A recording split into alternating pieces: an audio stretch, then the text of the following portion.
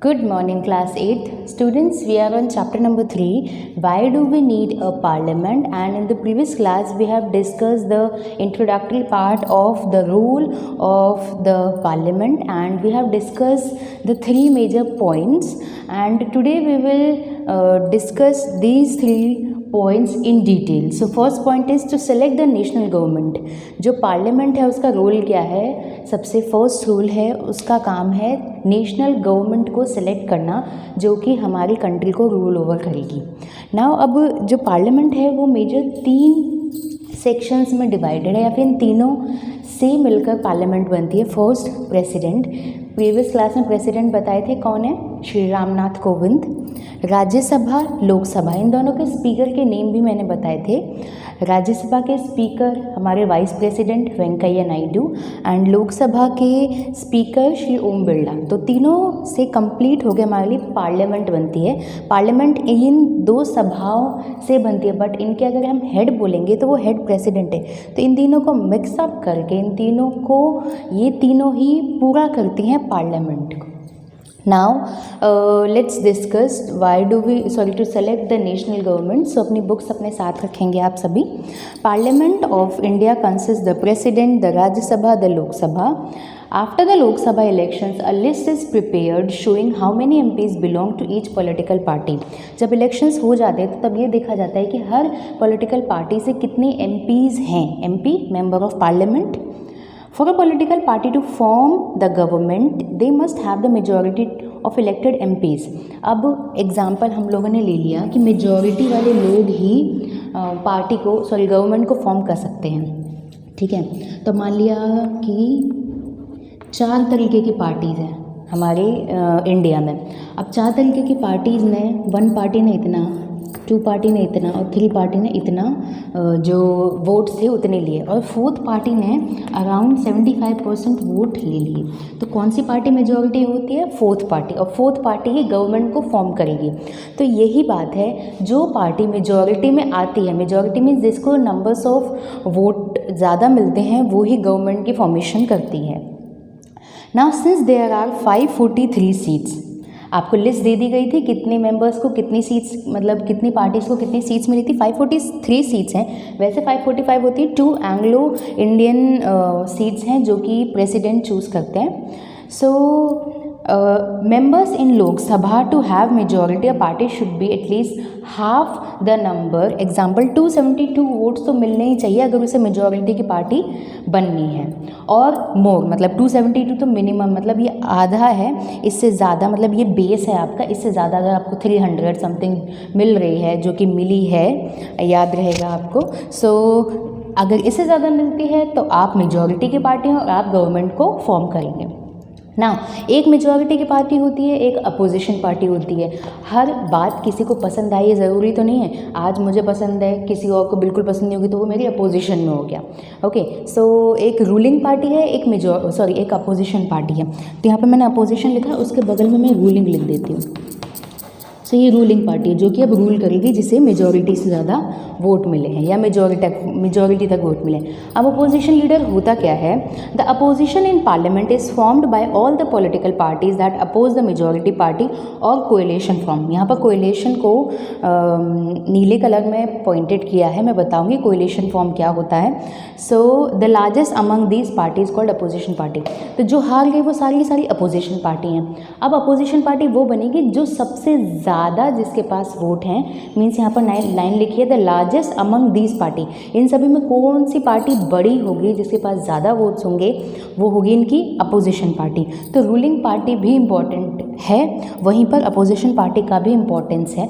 Because अगर ruling party कोई गलत डिसीजन ले लेती है तो उसका अपोज करने के लिए अगर सामने कोई होगा ही नहीं, ताकतवर अपोजिशन नहीं होगी, तो कोई भी रूल या फिर रेगुलेशंस रूलिंग पार्टी पास करवा देगी. अभी हम लोग देखेंगे तो पंजाब में अपोज हो रहा है जो किसान बिल है उसका, तो उसको सारी की सारी अपोजिशन पार्टी एक तरीके से सपोर्ट कर रही है। तो यहाँ पर रूलिंग पार्टी की एक पॉइंट को अपोज करने के लिए अगर अपोजिशन पार्टी उनका साथ नहीं देंगी तो हम कहते हैं उनको एक बढ़ावा नहीं मिलेगा।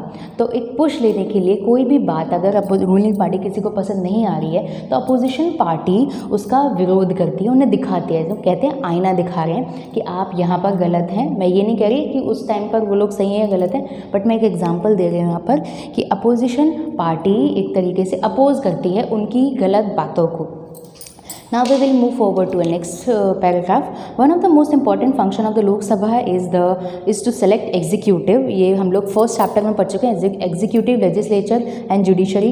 एग्जीक्यूटिव आपके कानून बनाते हैं, एग्जीक्यूटिव एग्जीक्यूट कराते हैं, लेजिस्लेटिव कानून बनाते हैं, एंड जुडिशरी में आपके सारे के सारे सुप्रीम कोर्ट्स, जजेस वगैरह आ जाते हैं। So executive, the executive as you have read in chapter number first, yes we have is a group of person who work together to implement law made by the parliament। अब parliament ने कोई law बनाया, उसको execute करवाना, उसको ज़मीनी स्तर पर लागू करवाना किसका काम है? एग्जीक्यूटिव का काम है।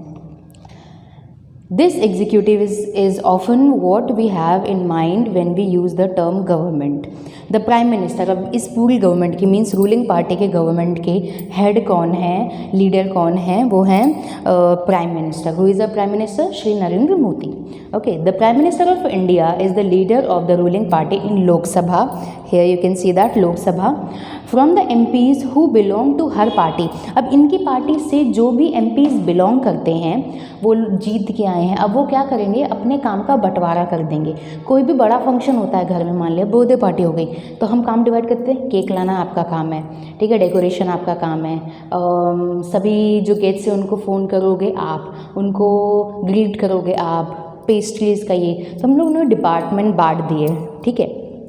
अब उसी तरीके से प्राइम मिनिस्टर पूरे इंडिया के काम को देख रहे हैं, तो वो भी क्या करेंगे? अपने काम को डिवाइड कर देंगे। तो जो उनकी रूलिंग पार्टी के MPs होते हैं, मेंबर ऑफ पार्लियामेंट होते हैं, MP की फुल फॉर्म भी याद रखनी है, मेंबर ऑफ पार्लियामेंट, उनमें से वो सेलेक्ट करते हैं। The prime minister selects ministers to work with her implement decision. उन्होंने कोई काम अगर उन्होंने कोई डिसीजन लिया है, इम्प्लीमेंट करवाना है, तो सारे के सारे जो MPs हैं जो वो चुनते हैं वो उनके साथ काम करेंगे।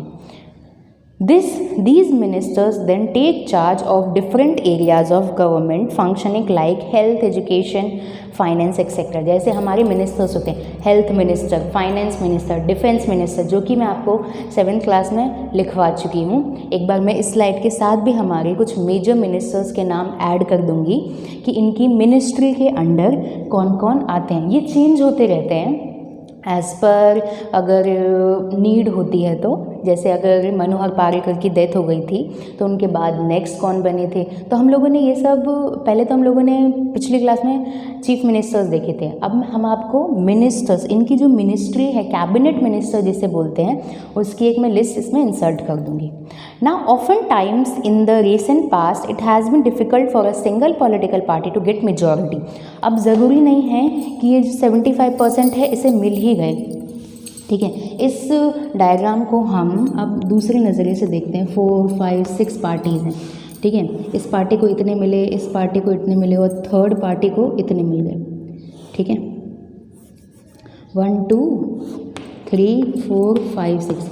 अब ऐसा हुआ कि किसी को एग्जैक्ट मेजॉरिटी नहीं मिल रही है, ठीक है, 272 नहीं मिल रहा। आपको यहाँ पर ये ज़्यादा पोर्शन दिख रहा है तो आप समझ रहे होंगे कि मैम ये ज़्यादा, ये जीत गया, पर यहाँ पर इसे मान लिया 230 ही मिले, तो ये मेजॉरिटी नहीं हो रही है। और वहीं पर इसको 70s को 80s को 100 इस तरीके से वोट मिल गए। तो क्या करते हैं, दो पार्टीज़ साठ गांठ कर लेते हैं, कोएलिशन कर लेती हैं। जैसे इसको मिल गए 50, ठीक है, तो ये दोनों पार्टी क्या करेंगे कि हम दोनों मिलकर गवर्नमेंट की फॉर्मेशन करते हैं। तो पार्टी नंबर 4 और पार्टी नंबर 5 ने अपने वोट्स को मिला लिया, तो 50 + 230 मिला के कितने होते हैं, हम यहाँ पर एक बार क्लियर आपका प्लस भी कर लेंगे, ओके। 5 + 3 8, ओके, तो 280 यहाँ पर हो जाते हैं वोट्स। तो क्या हो गया, एक मेजॉरिटी वाली फॉर्मेशन हो जाती है, तो ये दोनों मिलके मेजॉरिटी की एक गवर्नमेंट बना लेते हैं, एक दूसरे से साठगांठ कर लेते हैं, मिल जाते हैं। तो यहाँ लिखा है they then join together with different political parties. यहाँ पर दो पॉलिटिकल पार्टीज़ में ऐड कर रही हूँ, हो सकता है दो से ज़्यादा हो सकती हैं। Who are interested in similar concerns. ऐसा नहीं है कि मेरे विचार कहीं और जा रहे हैं और आपके विचार कहीं और जा रहे हैं, दोनों ही एक दूसरे से सिमिलर कंसर्न रखते हैं, एक दूसरे के बारे में, मतलब आप के साथ में जुड़ रहा हूँ तो मेरा भी फ़ायदा हो जाएगा, मतलब एक दूसरे के ध्यान रखते हुए जुड़ते हैं। To form what is known as coalition government. तो इसे ही मिली जुली सरकार जिसे हम बोलते हैं, किसी दो तीन रूलिंग पार्टीज़ मिलकर जो गवर्नमेंट बनाते हैं उसे हम कोएलिशन गवर्नमेंट बोलते हैं। Now by this class we have done to select the national government, and in the next class for एक पैराग्राफ और रह रहा है द राज्यसभा फंक्शंस। अब हम लोगों ने लोकसभा तो देख लिया कि इतनी सारी सीट्स हैं, 543 सीट्स हैं, 2 एंग्लो इंडियंस हैं, 272 जीतने के लिए चाहिए, अगर नहीं मिलता है तो दो या तीन रूलिंग पार्टी एक साथ मिल जाती हैं, जिसे हम कोएलिशन गवर्नमेंट बोलते हैं। रूलिंग पार्टी अपोजिशन पार्टी देख लिया, लोकसभा का हेड कौन है, पीएम है। अब हम राज्यसभा की तरफ बढ़ेंगे। प्रेसिडेंट हमने देख लिया श्री रामनाथ कोविंद, लोकसभा की फॉर्मेशन अभी हमने देख ली, अब हम राज्यसभा देखेंगे। So here is the picture of two buildings, South Block and North Block. Now the Rajya Sabha functions primarily as the representative of the states of India in the parliament. The Rajya Sabha can also initiate legislation, and a bill is required to pass through Rajya Sabha in order to become a law. राज्य सभा में bill आएगा, अगर कोई भी कानून अगर पारित होता है, राज्यसभा लोकसभा दोनों ही जगह उसको पारित करवाया जाता है। ऐसा नहीं लोकसभा की ज़्यादा इंपॉर्टेंस है, राज्यसभा की बिल्कुल भी नहीं है। एंड यहाँ पर रिप्रेजेंटेटिव स्टेट्स के आते हैं। It therefore has an important role in reviewing and alerting the laws initiated by the Lok Sabha. The members of Rajya Sabha are elected by the elected members of Legislative Assembly of various states. बिल्कुल ये state से related है, and इसके members elect होके आते हैं legislative assembly से, various state से। There are 233 elected members plus 12 members nominated by president. यहाँ पर दो एंग्लो इंडियन को जो हमारे प्रेसिडेंट है वो नॉमिनेट करते थे, एंड यहाँ पर 12 मेंबर्स को राज्यसभा में नॉमिनेट करवाया जाता है बाय और प्रेसिडेंट, एंड 233 इलेक्टेड मेंबर्स होते हैं ना। अब मैं राजस्थान के पर्सपेक्टिव से देखूं कि राजस्थान के विधानसभा में कितनी सीट्स हैं, लोकसभा में कितनी सीट्स हैं, उसका एक मैं आपको डायग्राम, मतलब एक नेक्स्ट में क्लिप ऐड कर दूंगी, जिसमें आपको राजस्थान के पर्सपेक्टिव से ये सारी के सारी पोजीशंस क्लियर हो जाएंगी, राजस्थान में कौन कौन से मेजर पोजीशन होल्डर्स हैं। Now we have done this topic. In the next class we will start a new topic which is to control, guide and inform the government. That's it for now. Thank you. As you can see, here are the seats of Lok Sabha. यहाँ पर सभी के सभी 28 states में जितनी भी Lok Sabha seats दी गई हैं, मींस जैसे फर्स्ट आंध्र प्रदेश की 25 सीट है लोकसभा के लिए, अरुणाचल प्रदेश सिर्फ 2 सीट्स, असम 14, बिहार 39 सीट्स, मतलब कितनी टोटल सीट्स हैं आप नीचे देखेंगे 543। उसमें से हर जगह मींस हर स्टेट से कितनी कितनी सीट्स आती हैं उनका ये डिस्क्रिप्शन है। अगर हम राजस्थान की तरफ देखेंगे, जो कि आपको पंजाब के नीचे मिल जाएगा, here you can see that नीचे से उत्तराखंड, देन ऊपर Uttar Pradesh, then Tripura, then Telangana, then Tamil Nadu, Sikkim, ऊपर राजस्थान। राजस्थान की 25 सीट्स लोकसभा के लिए हैं, मीन्स 543 सीट्स में से राजस्थान की कितनी सीट्स हैं, 25। तो ये हो गई लोकसभा की सीट्स की कितनी कितनी सीट्स हर स्टेट को डेडिकेटेड हैं, कितनी शेड्यूल कास्ट हैं, कितनी शेड्यूल ट्राइब्स हैं, पूरी ये लिस्ट आपको प्रोवाइड करवाई जा रही है। मैं PDF भी इसका सेंड कर दूंगी। Now we will move forward to Rajya Sabha seats. So here is the list of members of Rajya Sabha state wise list. इसमें सभी स्टेट्स मेंशन है कितनी सीट्स राज्यसभा के लिए है। नीचे हम लोग देखेंगे टोटल सीट्स हैं 245, जिसमें से हर स्टेट कितनी सीट्स रखता है, कितनी सीट्स वहाँ से जाती हैं, वो सभी मेंशन्ड हैं। अगर हम लोग राजस्थान के पर्पस से देखते हैं तो राजस्थान की कितनी सीट्स हैं? 10। 25 नंबर पे आपको राजस्थान की सीट्स भी दिख जाएंगी। सो ये लिस्ट है जो कि मैं आपको PDF के थ्रू प्रोवाइड करवा दूंगी। Now we will move forward to the seats of Vidhan Sabha in Rajasthan. So as you can see here, party-wise members in 15th Assembly, Indian national Congress के 107 सीट्स हैं, BJP 72, राष्ट्रीय लोकतांत्रिक party 3 seats, communist party of India 2, भारतीय tribal party 2, राष्ट्रीय Lokdal 1 and independent means स्वतंत्र जो होते हैं वो 12 हैं। तो इन सबको मिला के कितनी सीट्स हो जाती है? 200 सीट्स। तो हमारी विधानसभा की कितनी सीट्स हैं? 200 सीट्स। तो हम लोगों ने इस क्लिप्स के ज़रिए ये देखा लोकसभा में कितनी सीट्स हैं, स्टेट वाइज कौन कौन से स्टेट कितनी सीट्स एक तरीके से उनके पास है, राज्यसभा में किन किन कौन कौन से स्टेट्स के पास कितनी सीट्स हैं, एंड हमने राजस्थान के ये विधानसभा की सीट्स भी देख ली जो कि 200 हैं। So in the next class we will discuss in detail about this.